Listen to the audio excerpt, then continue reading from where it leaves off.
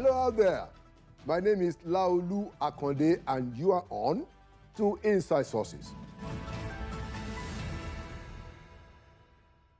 And here is my take for today, entitled The Shame of Primary School Teachers Strike in Abuja and One More Thing. The crisis in Abuja's public primary schools reflects a national pattern of neglect. Public education and healthcare in particular are in steep decline, with low-income families unfairly bearing the brunt across the country, actually.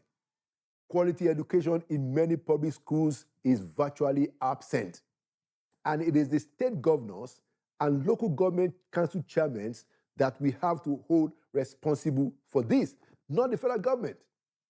According to news reports, the Minister of Education, Dr. Tunji Alausa, a reform-minded public servant, has been practically begging state governors to come and access nearly 300 billion UBEC funds that have remained idle since 2020. Meanwhile, here in Abuja, under the watch of Minister Nyesom Wike and local council chairmen in the 6 areas, public primary school teachers have been on strike for 3 months over unpaid salaries and entitlements. Conditions in many of the public schools here in Abuja are deplorable. For instance, at the local education authority primary school in Sabon Gari, Orida, Kashi, over 500 students are crammed into dilapidated classrooms with no furniture. While federal workers benefit from the new minimum wage announced by the president, the teachers in FCT are excluded.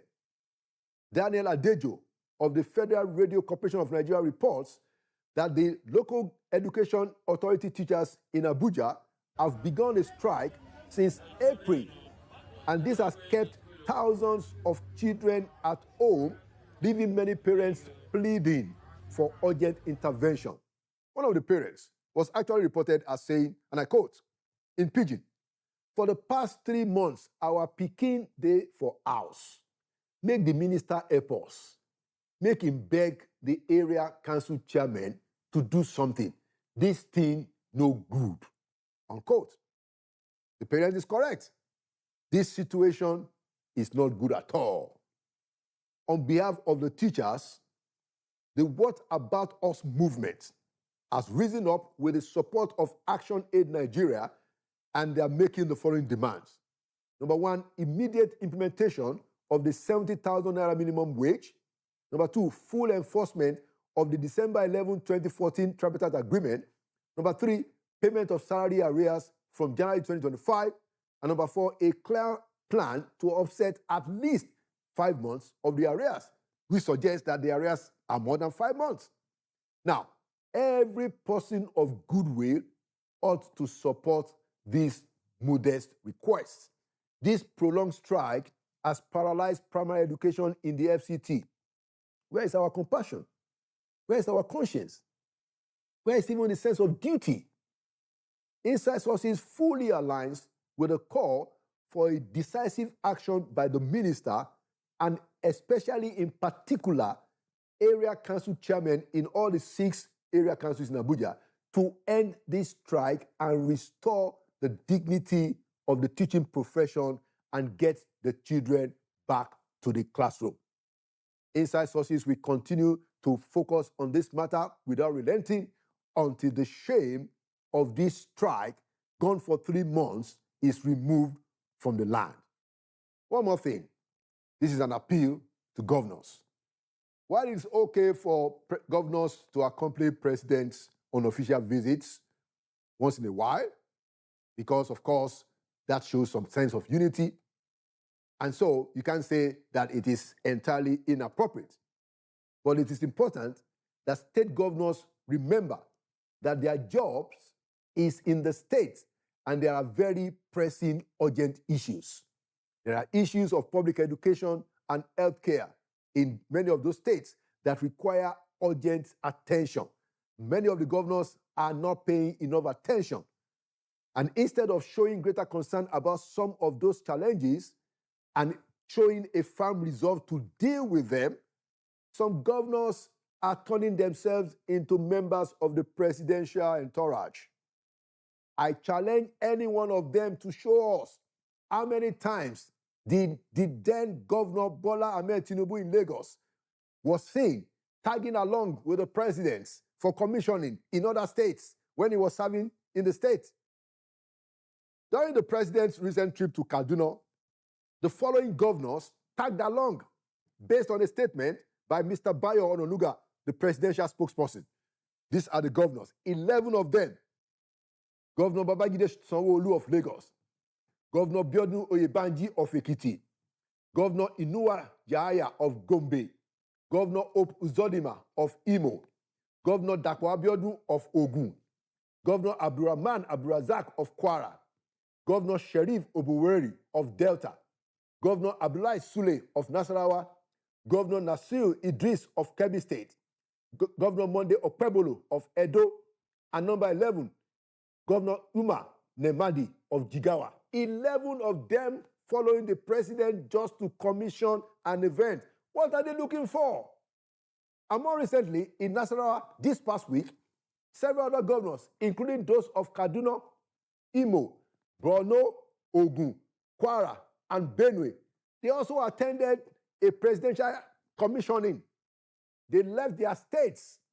Now, while the national unity that we may argue this shows is reasonable, the real work of the governors lie in the states where unresolved local crises such as poor living conditions, rot in public education, and the sometimes atrocious healthcare systems persist. Leadership often requires presence, sitting down and working hard at your desk, listening to the people, and making timely interventions. It was the sage, late Chief Obafemi Awolowo, that emphasized the importance of leaders sitting down at their desk, spending quality time to discover solutions to problems. When he said, while many men in power are busy, I jumped the quote, I am always at my post, working hard at the country's problems and trying to find solutions for them. State governors tagging along with the president, which didn't start today, by the way. This is a cumulative behavior. It's been on for a while, but that does not help our situation. With the kind of problems that we are facing in many of those states across this country, we can no longer afford such luxuries. That is if those governors and our leaders are very serious indeed. There you have it. Inside Sources. We'll be right back. Welcome back to Inside Sources. Today, I want to lead the show with an important issue that we need to give a lot more attention to. I'm talking about the fact that teachers in Abuja have been on strike in the last 3 months because of the issue of minimum wage and the consequential adjustments. To join me in this conversation, I have the chairman of the Nigerian Union of Teachers in the FCT, Comrade Abdullahi Mohammed Shafa. Comrade, you're welcome to Inside Sources. Thank you very much, my senior brother. Thank you so much. Yeah. Like I was trying to say in the introduction, this is a very important issue. That's true. I have a particular concern about the place of public education in Nigeria. Yeah. Many of us grew up when the public schools were some of the best. And so you have a situation where the children of the rich, the children of the well-to-do, the children of the educated, and the children of the poor and vulnerable all went to the same school. Now, it seems that that has now become a fairy tale. So when I found out about this strike that has been going on for 3 months, it just broke my heart that, look, what is really going on? So I thought to have this conversation, and I wanted to start this conversation with you. You are the chairman of the NUT in FCT. Tell us, as an introduction, what is going on? Thank you very much, Mr. Laolu Akonde. It is glad for me being with you this afternoon. I am the chairman of the Nigerian Union of Teachers, NUT FCT. For a while now, these problems that we're having today started around 2015 to date. Where backlog of areas that has to do with teachers were denied by local government. And during that time, till this time, we've been able to struggle and ensure that some of these areas were given. We entered into some agreements, templates were produced on how some of them could pay this money. Some of these payments span up to 4, 5, 6 years. But as I'm telling you, some of these local governments are not even doing it. And some of these areas stem up from annual increments, upgrading, promotions, and a host of other issues. Okay. Now, some of these issues, the neglect was that when you go to discuss with the people concerned, you reach an agreement, yet it will not be implemented. When did Now, it start? the problems of the current start that we merge with the former issues were one. There was a wage award that was given by the federal government. By the president, yes. Those wage awards were not given to teachers of the LEAs. That is the teachers of primary school. And the LEAs, you mean the local Education authority. Yeah. Which is an arm of the local government. Thank you very much. Now, there was an increase of 25 and 35% from the federal government. Besides the award. Beside the award. So there is the award. Yes. There is the increase. Yes. That one too was not implemented for teachers at the primary school level. Then came 40% peculiar allowance that were given again by the same federal government. And every ministry and parastatal in FCT, is paying. They paid them. But teachers of the primary school were singled out. So what's the explanation that the local government chairmen or authorities give for all of this? What did they tell you? You see, that they don't have money. No, the excuse is ridiculous. It's laughable. Okay, what's it? You employed me to work. Yes. Am I the person that will go to source for what?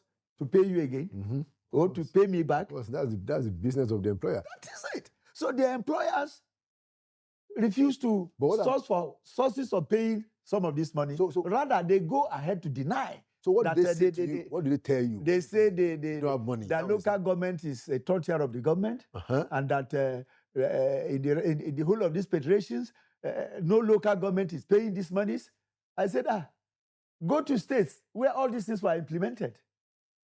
States closer to us here, minimum wage were implemented.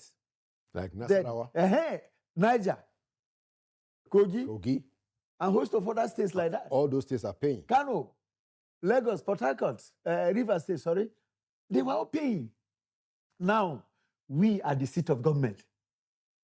Instead of the local government chairman to come up and step up further to source for how to continue to begin to pay. They were even saying primary school teachers are not entitled to such monies. In FCT. Who said that primary school teachers are not entitled? Local government chairman. So there are 5 of them in FCT? 6. Or 6. So all the 6 area council chairmen, are they saying the same thing? They are saying the same thing. Until when it becomes too tough for them now. They now know that in the federal capital city, we as primary school teachers are part of the FCT staffers. Of course.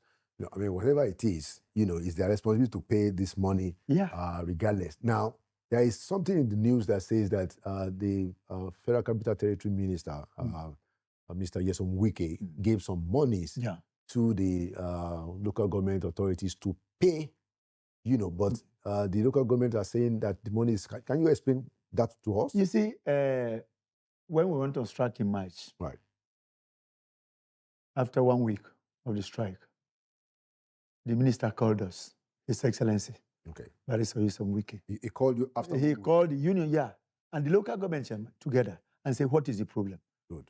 It is the union he asked first. We explained the problem. He said, okay, these things cannot be done at once. But he is going to mandate the permanent secretary treasury to go ahead to submit records from us, and get back to him. Okay. And honestly, the minister did approve the records sent to him by the permanent secretary. And that was in April. In April. When the First strike, week of April. when the strike started. Yeah. So we are expecting that these people, after getting that money, will release those monies for payments. They kept quiet until that month ran out. We were asking the permanent secretary. He said he has released the money. Do we know how much? 4.1 billion. To all the 6 in April, in the 6 area councils of FCT. So this was specially released by the Minister of FCT, yeah. To say that, look, we take can't this pay money the to OC, settle this problem, at least- but start with this first. So now, all the local government chairmen, they have not paid a couple out of that money to teachers? The funny thing is this. It was in May. They now paid. Okay. Did they now start paying? Yeah, in April, sorry. They start paying At the end of April. At the end of April. Okay. So what but happened? Not with that money again. With the allocation coming into them from the federation account. No, how did you figure that out? You are giving money. Yes. In the first week of April to pay. Yes. You did not pay it. And you are supposed to pay it. That is to pay in that April for March salaries. Okay, so they didn't didn't get that. They didn't pay. They didn't pay. They didn't pay. They are supposed to implement with batch salaries. So before that April, what is the backlog? How many months? As at April, it was 8 months. That they were owing. Yeah. Okay. So when it got to April and the minister gave them some money, didn't pay. They didn't pay until the end of April. When they paid end of April, what did they pay? You know, did they pay all the backlog? No. Just to implement. And so what does that mean? What to implement? Just to implement. Implement what? The new minimum wage. Okay, so they paid that. They paid the new minimum wage, but they were not able to sustain it in other subsequent months. Okay, so come up. So they just paid in May. And in this implementation, some area councils, though one area council, Jetisan, what do I mean? You are supposed to pay me 70,000 naira as benchmark. Yes. You gave me 40,000 naira flat rate to all staffers. You understand what I'm saying? Yeah. The 30,000 minimum wage is there, known by everybody. Okay. Now, when you add 40, it becomes 70. Yes. But that is the new minimum wage. Which is now the real minimum wage. Yes. But they are saying no any allowance is going to be attached to it. They are only paying that token of 40,000 naira, which we did not agree with it. In addition to the 30. That is it. 30,000 was the former minimum wage. Yes. But now it's 70,000. 70,000. So they said they are going to pay. They only increase 40,000 around the table. And they should, so consequential adjustment should be more than that. It's not there. No consequential, nothing. All right. In any case, they paid that only for May. And they stopped again. They stopped. Up to now. Nothing is happening. So now, when you said that it's not the money that the minister gave them to pay, does it matter, where the money is coming as long as you guys are paid? It does not matter. But when actions are supposed to be taken, let them take it. That is what we are saying. When we cried to the minister, and the minister said, okay, look, I'm going to look for part of this money. And he gave approval for 4.1 billion. Within 1 week. What are they supposed to do? Yeah. For us to go back to the class, they are supposed to do that. They waited. They waited. They used the money and call it signature allowance, or what do they call it? The money is from the federation account. Signature allowance. The signature allowance. That is what I am educated, but I have not gotten this education yet. We are opening the forum to the chairman. I see that they have also done a press conference. Yeah. I think severally. Yeah, but this problem is still there. And it's important for them to clear to clear the hair. Yeah. Because it will seem that the minister of the Federal Capital Territory was able to do his part. Even though really, but we have not been able to see it. But even the monies that they gave you guys for May, it didn't address the backlog. No. Not at all. Okay. Not at all. Because they could say that, well, okay, we paid for May, we're also going to pay in June, and June still has maybe a few days to go. The most important thing here is this, just as I've stated earlier. When you don't have capacity to do something, what do you do as a government? Yeah, you go further, you step further. You try and enlarge your capacity. Yeah. That is it. We are in the Federal Capital Territory. Let me give you one example. Yes. I'm coming from Abaji. You know Abaji? Yes. If you are going to Lokoja. Yes, yes. That is where I live. I know the place. And there are teachers who leave Abaji to teach in Gwagwalada. There are teachers who live in Gwagwalada to teach in Garki, the city center here. Yes. You can see the distance. Yeah, yeah. Now you can see the hardship we are in today. Where 5,000 naira cannot fuel your car from Gwagwalada to Garki and fro. Back. The same thing to the person in Abaji, the person in Karshi, in Buhari. These are distance area. And you know teachers, they don't have money to rent big houses in Garki, in the city center here. Of course. So everybody is living at a place where he feels he's going to be comfortable. Yeah. But he must travel every day from Monday to Friday to go to his place. Yeah.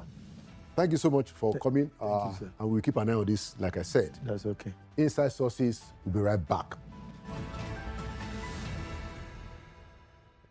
Welcome back to Inside Sources. We have one more segment on this issue of the FCT teacher strike before we go to our conversation for the day. And now I have joining me the national coordinator of the What About Us movement that is also leading the effort of the public advocacy regarding the 3-month-old strike of primary school teachers in the FCT. So I have the national coordinator of the What About Us movement, Mr. Yusuf Shaibu.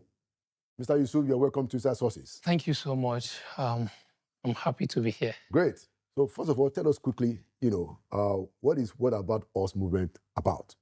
What About Us movement? We are a social movement, a community-based social movement. We are fighting social injustice at local community levels. We have carried out a whole lot of engagement around educations, road, and other things with juicy success recorded. And basically what we do is we are comprises of our communities, marginalized community, where we feel that they don't have voices. So youth of those communities, we actually came together, formed this movement to help amplify voices of those marginalized communities. Okay, fantastic. Because, while I was doing my research on this, NUT strike in the FCT, I saw that you guys, actually had a press conference and you work with Action Aid Nigeria, and you put out the word that, look, what is going on with the teachers is unacceptable. So tell me, what's your own view of the explanations that has been given by the local government administration, regarding their inability so far to pay the teachers? So me, my own personal opinion, I feel they cannot say there is no money to pay these teachers. Of course, we all know there is money to pay this teacher, but not paying them their arrears or the minimum wages is what we don't really understand. Because these monies are there, are available, but they are sitting on this money because they just don't want to pay the teacher entitlement. And to me personally, I feel probably they just want to bury these local or these public schools. They just want it to sink.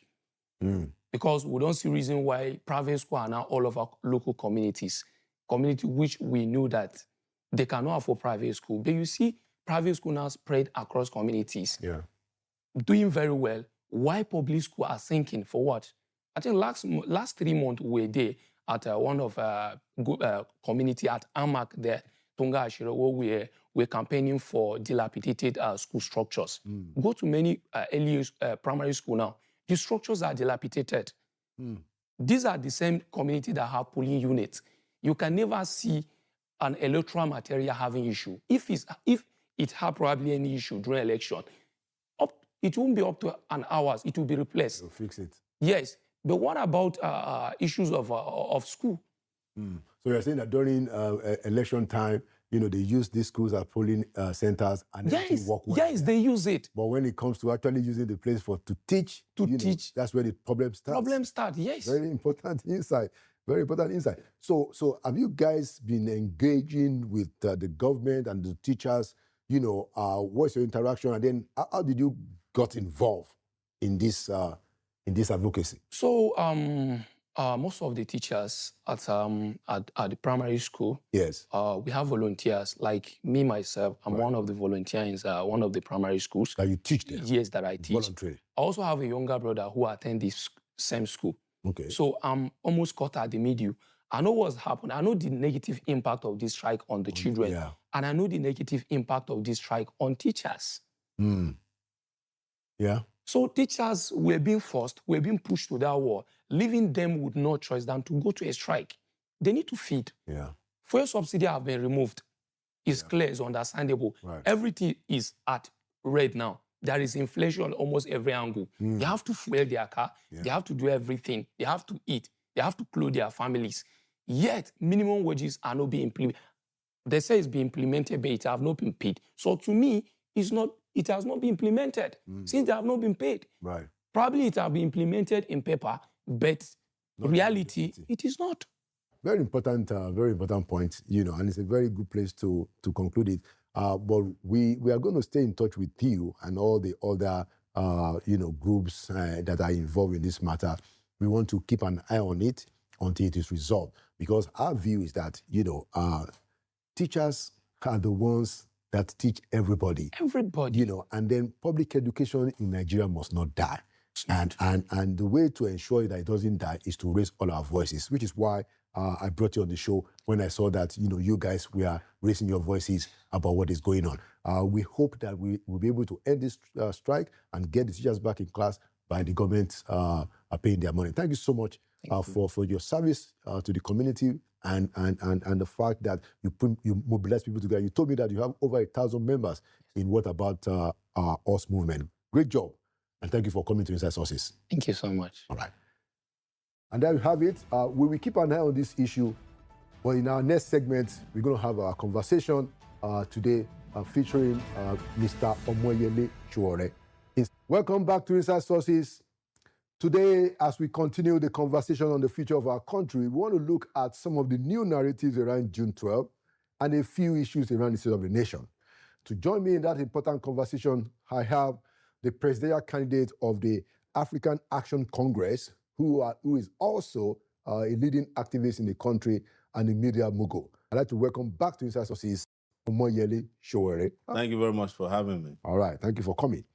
Let's start with this issue of the Copper Rita. Yes. I know that you are involved. I mean, she had expressed her frustration about, the state of the nation, and then it got into a bit of trouble with the NYSC. It's now being reported that she's not going to be allowed to, I don't know what the word. Complete her national service. Yeah, it's like she's not been cleared to go. Yes. What's really going on? I know that you are in touch with her. Yes, she was invited initially to come and explain why she spoke against the president. Is this a new invitation or the old one? No, that was the old one. So we accompanied her, and that was the end of the matter at that point. This was a couple months ago? That was, I think it was in March. Okay. And so she was left alone. She has just one more month to go. And only for her to reach out a few days ago that she's been invited by a disciplinary committee. And she, of course, appeared before the disciplinary committee. And she's serving in Lagos. She's serving in Lagos. And upon completion of her meeting with them, they refused her clearance, which means that she will not be allowed to complete her national service in July and have a personal parade, which is a ceremony for everybody, for everyone to say you're done and done a good job. So they typically would not write you a letter. They would just wait until that day and let you know that you are not entitled to that certificate. You had an experience yourself. I did. Was it 96 or 97? 96 in Yola, Adamawa State. I was waiting to collect my NYSC discharge certificate, and I was arrested by the DSS. Until today, never got my NYSC discharge certificate. Well, I'm sure you never needed it. Well, I'm still doing national service. Exactly. So. In your own way. So what's going to happen to Rita now? Well, we have done everything we can to reach out to the authorities in Abuja, in NYSC, to not embarrass themselves, because this might lead to a no return, no personal parade kind of protest. which would mean that everybody would have to be with her on that day and ensure that she's giving her certificate because she's entitled to it. And I'm sure her certificate is already printed in her name. Even if her term is extended, the certificate will still read the day you are supposed to originally. So this is completely insane. That's the way I want to describe it. That someone who stood up and said, hey, things are hard in the country, which is true, you then try to punish her.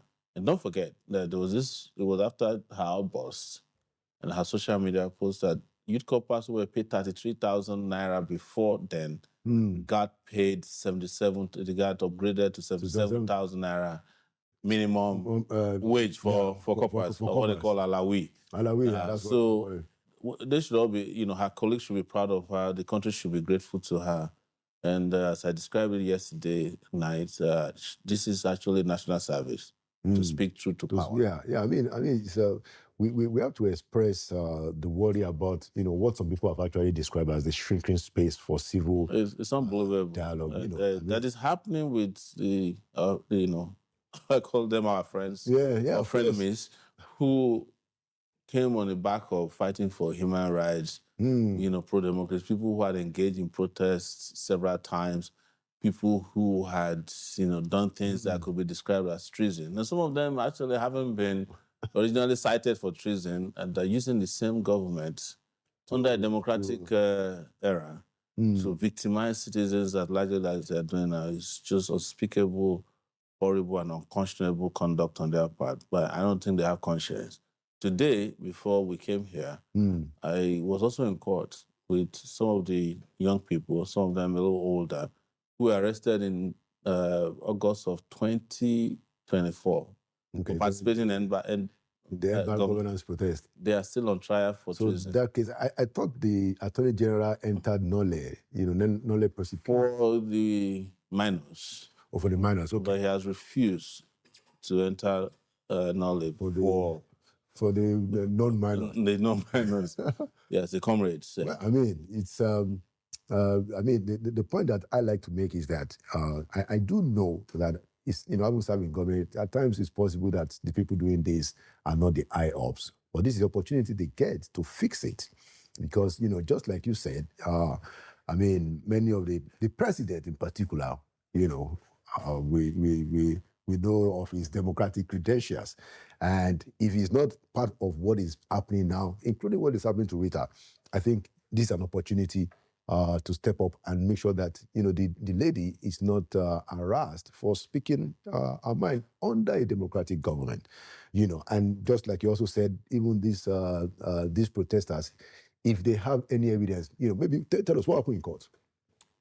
As it's typical of the Nigerian police, they came and asked for an adjournment, claiming that the man who originated the case, one police officer, Simon Law, SAN, who was kicked out of the police and is also going to be facing charges for falsification of documents and age very soon by the same Nigerian police, that because he left with some of the files and they need more time to... Wow.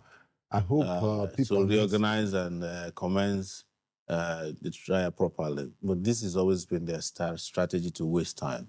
So I was in court. It was a very tense outing between them.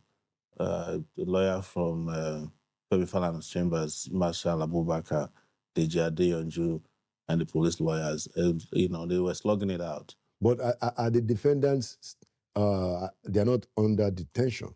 No, they've been granted bail. Okay. But most of them have had their accounts frozen, properties like their phones were taken from them. So and they've not been restored? They've not been restored because they claim they're going to use them for evidence in the trial. And the trial has not gone anywhere in 1 year. It hasn't. Oh, my God. Yeah. Well, I would still say that, these are not the kind of credentials that are helpful for somebody like the president, and if the president were not aware, well, this is what is happening, and it's important to give these people fair treatment. And if they have charges against them, why not? Don't delay the time. Don't waste people's time. They don't have any charges, and I keep challenging the so-called democratic credential of the president. I don't know why people say that all the time. The fact that people were swept up in the struggle for democracy circumstantially doesn't mean that they have democratic credentials. And don't forget, there's been a lot of back and forth between the president and his team of people saying, look, we are not the Democrats. We were together with Abacha. We are going to get to that. And yes, that's actually the that's actually the theme of the we talk about it. I just wanted us to clear a few other issues, such as the Benue killings. Now the Inspector General of Police, your very good friend, has brought out, I think, about 26 suspects. Many people are saying that that's interesting. Must you wait for the president to do your job? But I say, okay, well, look, if they are doing their jobs now, let them do it all the way and prosecute these guys, and let's know what's going on. What's your take? See, what you must investigate first and foremost whenever police arrest people is to try and find out whether those people are actually participants in the crime. I'm very close to how the police people work. They can go and arrest people. In fact, they can go into the cell and bring people that have been detained before and present them as these are the killers, because they know that at this point they have to present some kind of set of persons who are responsible for the killings in Benue. So I'm yet to find out on my own, independently, that these are the people. But if it is true that these people are arrested, the next stage is diligent prosecution. And not just prosecution, to find out where they get weapons from and who are behind them. Because you don't just kill 200 people without some kind of backing. And so I'm very skeptical about police declarations when it comes to arresting suspects, people. So because I know them very well, they can make up any story just to please the public, and afterwards they disappear. That is one issue that I felt that, something that I really considered quite unconscionable, the kind of killings going on, especially in Benue. I know we discussed it here on your show the last time, but there must be something to these killings that are, beyond what you and I, the ordinary eyes, can see. But there's nothing beyond the fact that there are very powerful individuals who carry out these killings, who arm the killers. And there's also an agenda to it, which is either ethnic cleansing or land grab. That's why you hear official position, and I don't know if Nigerians pay attention to this, saying, on one end you say, oh, stop the killing, on the other there's a conciliatory position that why don't you just bring them together and discuss how to resolve this? How do you sit down with killers, murderers, and and give them some kind of official position on the table to discuss why they are killing and why they should stop? It's ridiculous. Remember, I think it was former governor of Kaduna, El-Rufai, who actually came out then to say that they had to actually go and pay some pay off Fulani herdsmen. And so that they can stop killing. Some kind of settle them, and so that just tells you the kind of decadence that has happened, among our politicians. But that's another take. I want us to talk about the June 12th. What happened in June 12th? I know that you were in my own estimation, one of the leading youth leaders in the country at that time. I know that you had your own interactions even with MK Abiola during the struggle. And when the list of the people to be honored was out, I felt that somebody like you ought to be mentioned. And then I saw your reaction that even if you were honored, you were going to sue the president or something like that. I would have sued for defamation of character, because but it's not about. It would be injurious to my character to accept honor from people I consider to be dishonorable. Okay. Yes. But in your own view, there's been quite a lot of arguments. So, for instance, somebody like Chief Adekunle Ajasin's name was excluded. Babafemi Ojudu's name was excluded. Even the General Secretary of NADECO, Ayo Padokun's name was excluded. there were quite a few other names, Olisa Bakoba. I even know of Jumoke Ogunkayede, who led the struggle in the US. I reported that one actively. The naming of that Nigerian, the corner of Nigerian house, corner by the New York City Council. It was Ogunkayede that led it. And, so I know that there are a lot of people. The question that I wanted to ask you is that, what is the best way, in your own view, to kind of recognize the heroes of June 12th? I don't think it should just be about recognizing the heroes of June 12th. I think June 12th needs comprehensive forensic, investigation, and to determine. You see, this kind of events don't happen in any country more than once, and then in most countries they will shut down, fix it before they even move on. June 12th was a despicable act of injustice done against the Nigerian democratic progress at that point. So people were killed. People were arrested unjustly. Businesses were destroyed. The march of the country towards economic progress was interrupted. Money was stolen. And so there should have been a panel first set up to look at what happened throughout the June 12th. Documented. Different from Okuta panel? No. Okuta panel was a general panel that looked at military abuses. It didn't discuss many things. I'm talking about something that is also forensic. It's not something you just dismiss. You set up, and I'm not saying something public hearing alone. Of course, there could be a portion of it that's public hearing. Right. But to look at how many people really died during June 12th. Who killed them? What were the circumstances? Who was the election won? Who won the election? Well, we know that already. We know that. And I don't know if they've declared Abiola president yet. Well, but he should be officially declared a president. He's dead. Well, it doesn't matter, because families of dead presidents are also entitled to certain recognition. Let his family also enjoy that.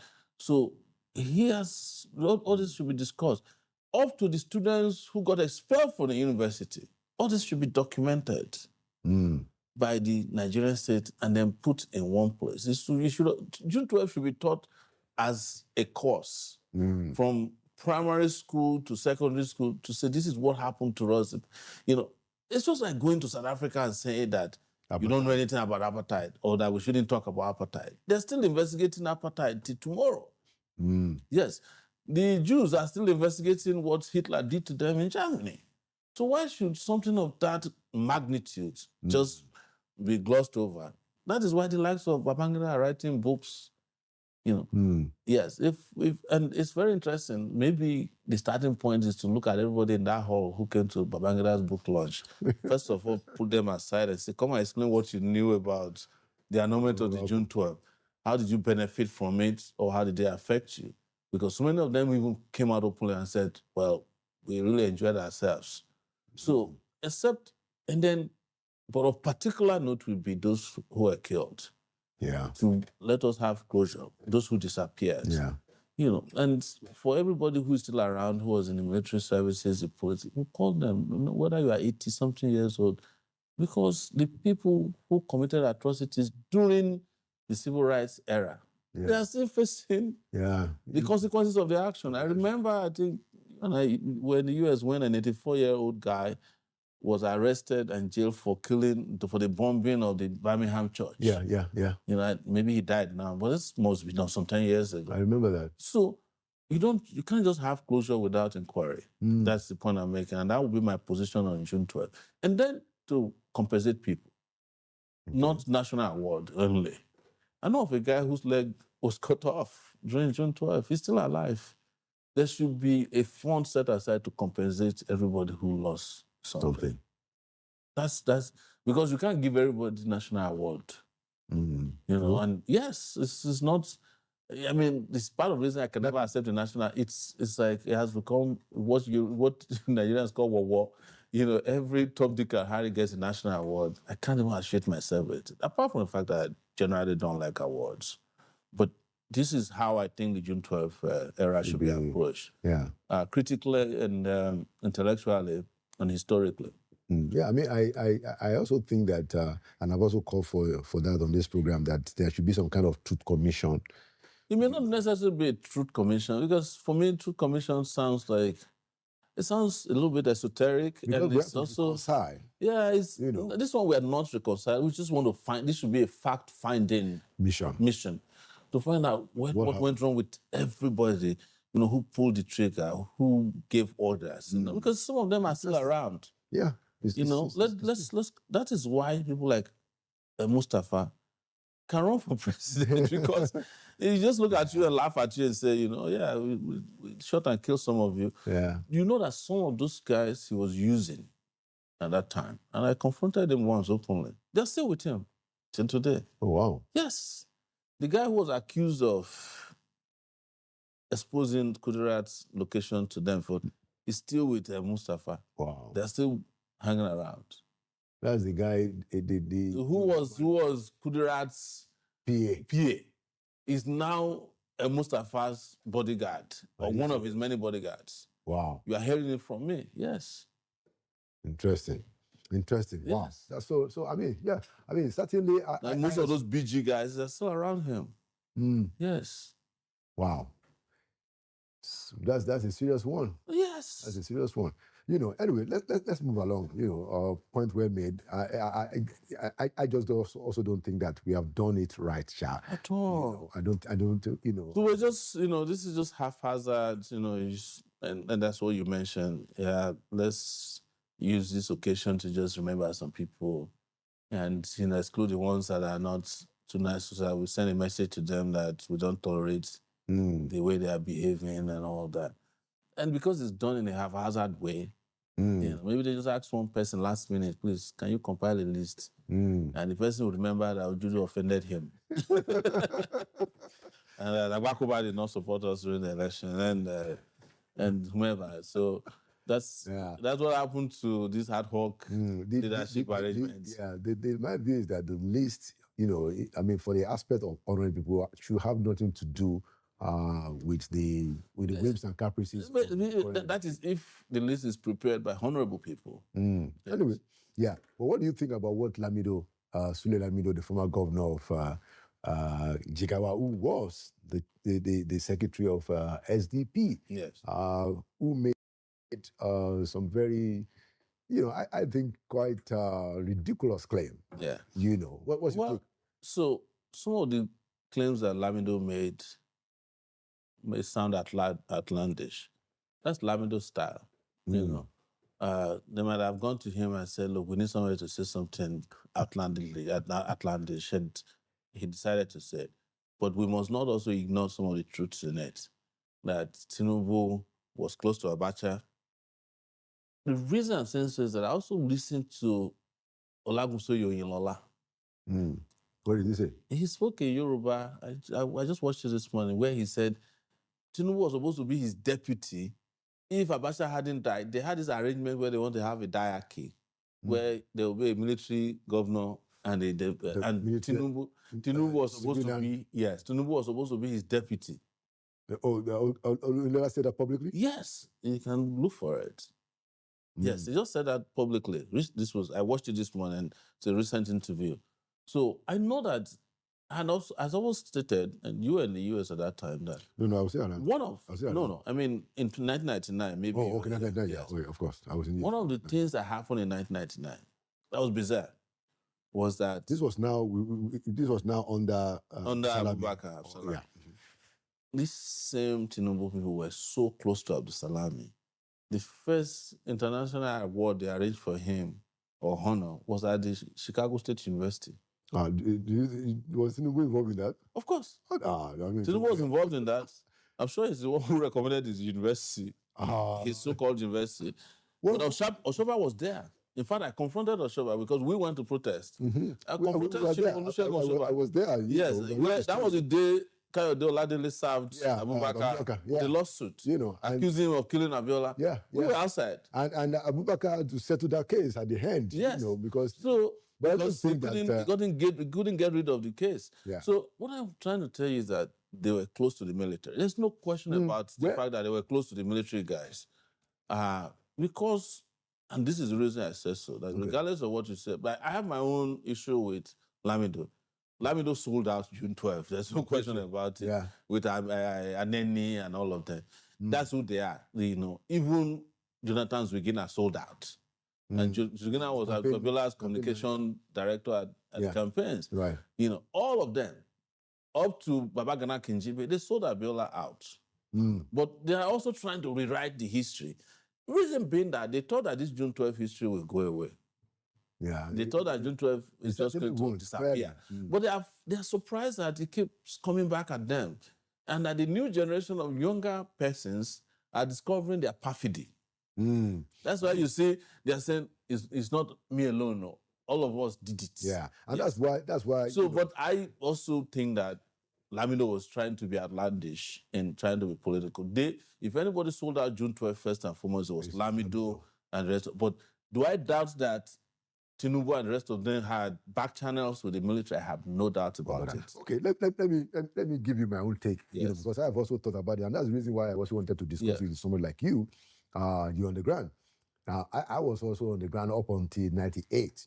Yes. Now, the way I read it is that when Abacha was going to take over government, yes, he had some inroads with Afenifere leaders, civil, through Dia, you know, civil. Even Dr. Becker told me that Dia was communicating with him. Okay, yeah. Yes. So let me make it. But the civil rights movement, pro-democracy movement, wants everybody that you can trust Abacha. Just Mr. Chore, so that I will lay it out and then you will have a full. So yeah, Dia was meeting, you know, some people. They brought in Ulonogurua. Yes. Ulonogurua accepted because he wanted to do a sovereign national conference. They told him that they would do it. Yes.